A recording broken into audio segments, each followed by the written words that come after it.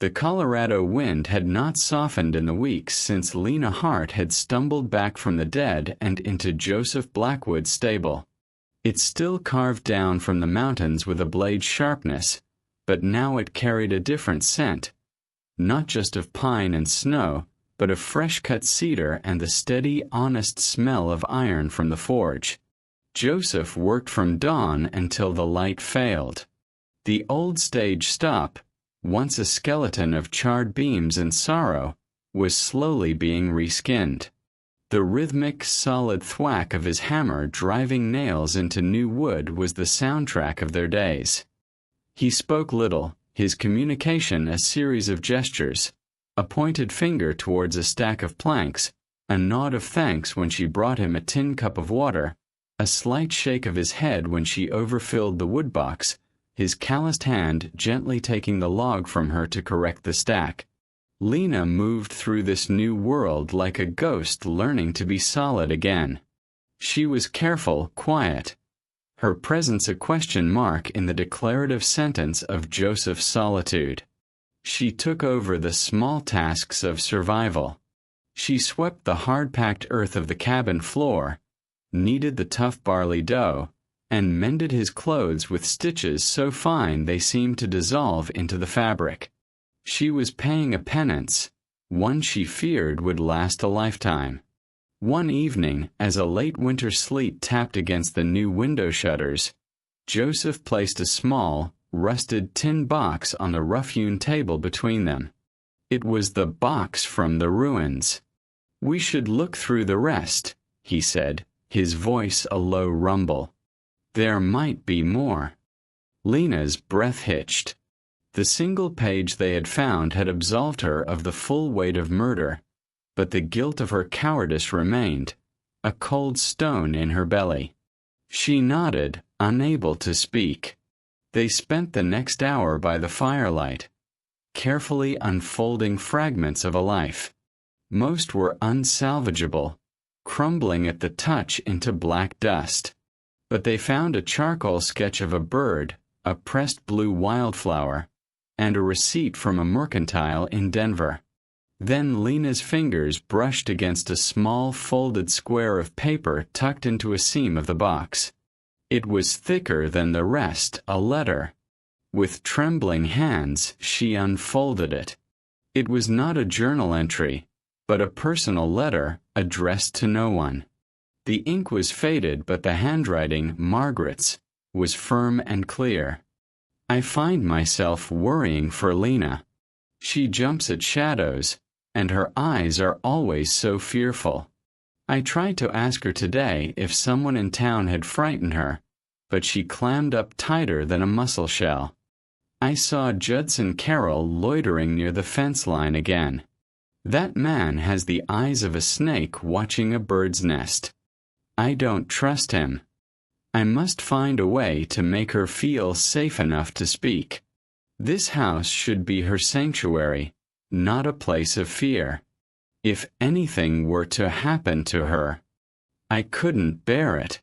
She is just a child, really, with a good heart buried under all that fright. I will protect her." Lena did not realize she was crying until a tear splashed onto the paper, blurring the word sanctuary. She made a small, wounded sound and pressed the back of her hand to her mouth. Joseph was silent for a long time, watching her. The fire popped and crackled. "She wasn't just trying to save you from the fire," he said, his voice softer than she'd ever heard it. "She was trying to save you long before it ever started." The stone in Lena's belly began to crack.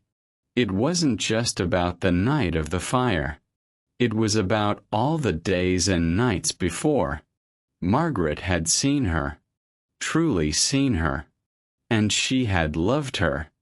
"I don't deserve this," Lena whispered, the words torn from her. "Margaret thought you did," Joseph replied simply. He reached across the table not to take the letter, but to lay his large, work-roughened hand over hers. It was the first intentional touch between them that wasn't about practicality or survival. It was warm, solid, and real. Lena stared at their joined hands, the soot-stained strength of his encompassing her pale, trembling fingers. She didn't pull away. She let the warmth seep into her skin, a tiny ember of grace in the long, cold winter of her atonement. The next morning, something had shifted. The silence between them was no longer just the absence of sound, but a space that felt shared. As Joseph prepared to work on the new porch, Lena approached him, clutching Margaret's old leather-bound botany book she'd found in a trunk. "The garden plot," she began, her voice hesitant. "The soil near the south wall. It's good. I could plant things. Medicinal things. Yarrow for wounds. Mint for settling stomachs. Chamomile." Joseph stopped, a long plank of wood balanced on his shoulder. He looked at her, really looked at her, taking in the determined set of her jaw despite the uncertainty in her eyes. He saw not the clumsy maid, nor the guilty wraith, but a woman trying to put down roots in scorched earth. "Do it," he said, a single gruff nod accompanying the words. Then he added, "Margaret would have liked that." And so, as Joseph's hammer built the structure of their home, Lena's hands began to cultivate its soul. She turned the dark, rich earth, her fingers learning its texture. She planted the seeds she had collected and labeled in the margins of Margaret's book. It was an act of faith, a belief in a future she had never dared to imagine for herself. She worked until her back ached and her nails were rimmed with dirt, and for the first time in 4 years, the ache felt clean. It felt like a beginning. Spring arrived not with a fanfare, but with a slow green sigh. The snow retreated, revealing patches of earth where brave green shoots began to appear.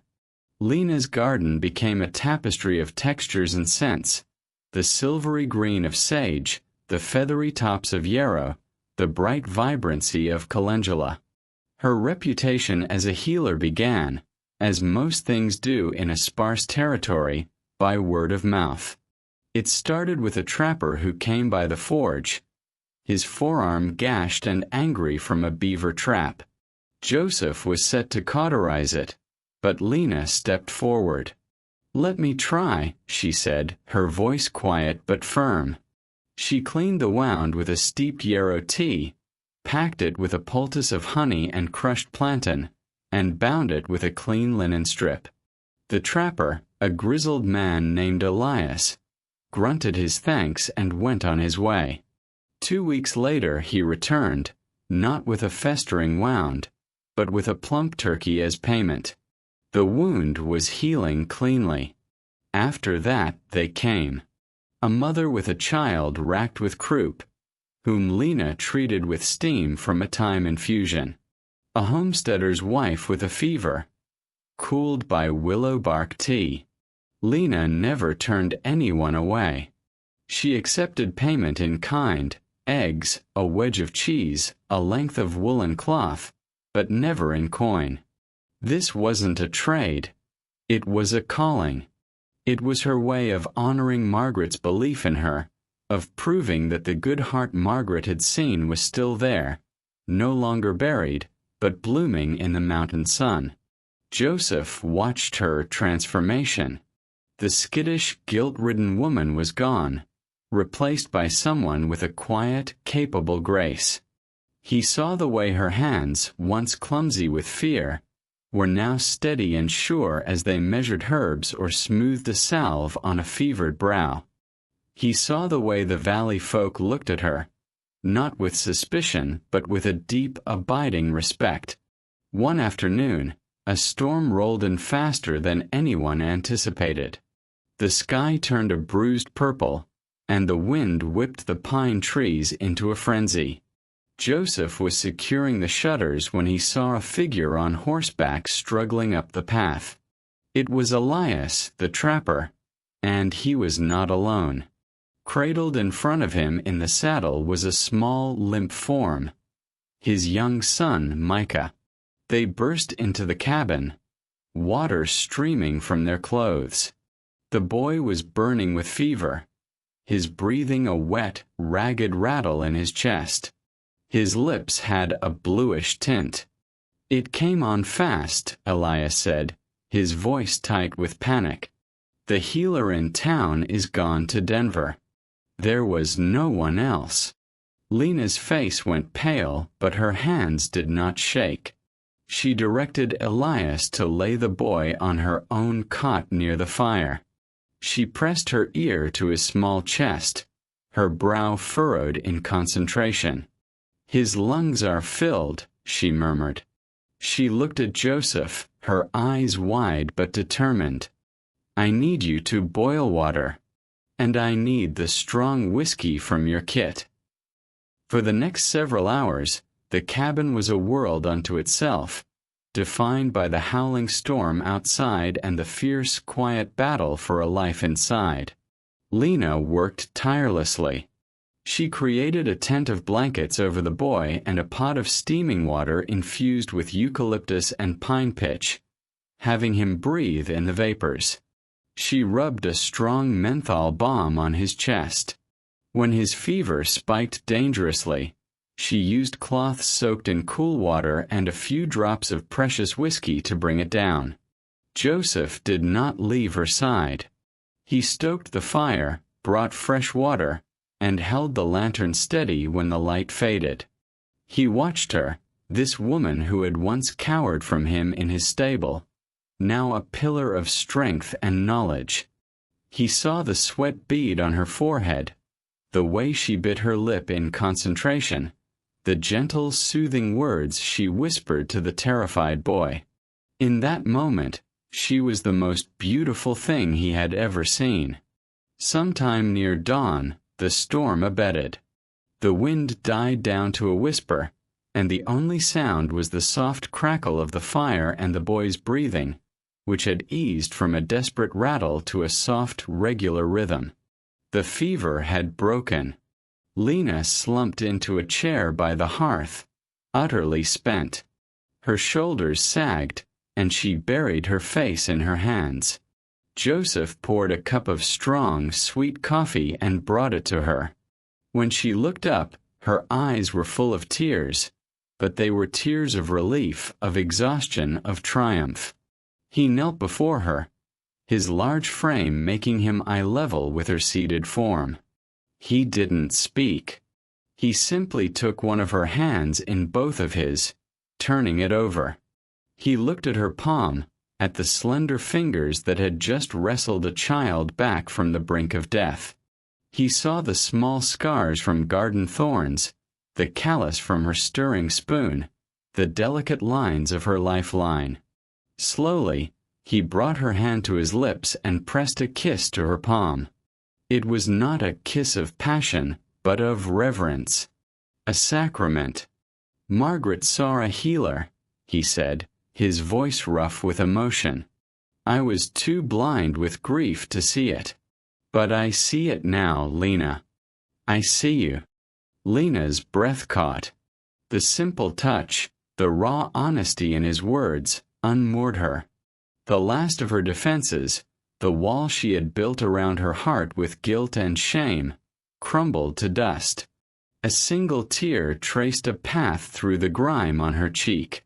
She leaned forward until her forehead rested against his, and they stayed like that for a long, long time, in the quiet dawn, two souls finally seeing each other clearly in the light of a saved life. The summer that followed was the sweetest either of them had ever known. The land exploded in a riot of color. Indian paintbrush, bluebells, and lupin dancing in the meadows. The little house, now complete with a sturdy porch and Lena's colorful curtains, sat nestled in the clearing like it had always belonged there. Lena's healing garden was a lush, fragrant paradise. She began holding lessons for the handful of children from nearby homesteads, teaching them their letters on a slate under the big aspen tree. She also taught them which plants could heal a scrape and which berries to avoid. Laughter, a sound once foreign to this patch of land, now rang out regularly. Joseph's forge was always busy. He still made horseshoes and tools, but now he also crafted finer things: a delicate hinge for Lena's herb cupboard, a set of strong hooks for the children's satchels. The relentless grief that had once fueled his fire had been tempered into something quieter, more durable: contentment. He found himself watching Lena throughout the day, the way she tucked a stray strand of hair behind her ear, the concentration on her face as she read, the easy smile she now wore so freely. He knew what he wanted. The knowledge settled in him as sure and solid as the anvil he worked on. He had no ring to give her. Such things were frivolous in the territory. But he had something better. Something that spoke of his blood, his history, his promise. One evening, as the fireflies began their twilight dance over the meadow, he found her on the porch, looking out at the purple-hued mountains. The air was warm and carried the scent of damp earth and blooming jasmine. He came to stand beside her, his presence a comfort she now relied on as much as the sunrise. "Lena," he said, her name a prayer on his lips. She turned to him, her eyes reflecting the last of the daylight. He didn't kneel. He stood as her equal, his gaze holding hers. From his pocket, he drew a length of cord, dyed a deep, rich red from crushed mountain berries. It was simple, frayed at the ends, but vibrant against his weathered skin. "My grandfather was a trapper from the north," he began, his voice low and steady. "He met my grandmother, an immigrant girl who didn't speak his language. He had nothing to give her but his word and his heart. So he took a thread from his own pack, dyed it with his own hands, and he tied it around her wrist." Joseph's fingers were deft and sure as he looped the cord around her slender wrist. He told her it was a promise, not just of love but of belonging, a vow that their lives were now bound, their paths one. He tied a secure, simple knot once, then twice. No priest, no paper. Just this. He finished tying it and let his fingers rest over the knot on her pulse point, feeling the strong, steady beat of her heart. "You don't have to say anything," he whispered. "But this is your home, Lena. It will always be your home. And you are my heart. You are mine." Lena looked from the red thread, a stark, beautiful symbol against her skin, up to his face. She saw the love there, raw and honest. She saw the man who had every reason to hate her, but had instead chosen to see the woman Margaret had seen. He had given her not just forgiveness, but a purpose, a partnership, and now his whole heart. She didn't speak. Words were too small, too fragile for the immensity of what she felt. Instead, she reached for him. She cupped his bearded cheek in her hand, feeling the strong line of his jaw. Then she leaned in and kissed him. It was not a hesitant kiss, nor a desperate one. It was a kiss of homecoming, a kiss that tasted of shared sorrows and hard-won joys, of barley bread and mountain air, of a past mourned and a future embraced. His arms came around her, pulling her tight against him, and the last of the distance between them vanished forever. The next week, Joseph took down the old sun-bleached for sale sign that had hung crooked on the fence post for years. In its place, he hung a new one, carved from a piece of wood salvaged from the old house, its edges deliberately charred in remembrance. He had burned 4 words into the smooth, sanded center with a hot iron, a declaration for any passerby to see. Forged by fire. Chosen by love. The porch door no longer creaked, and more importantly, it no longer locked. They had nothing left to fear, no ghosts to keep out. They were two people, scarred and forever changed, who had found each other in the ashes of a terrible tragedy. And in the quiet, steadfast love they built, they honored the past by living fully in the present, their hearts mended, their home full, their future as wide and open as the Colorado sky. They had loved like the fire had never taken anything at all.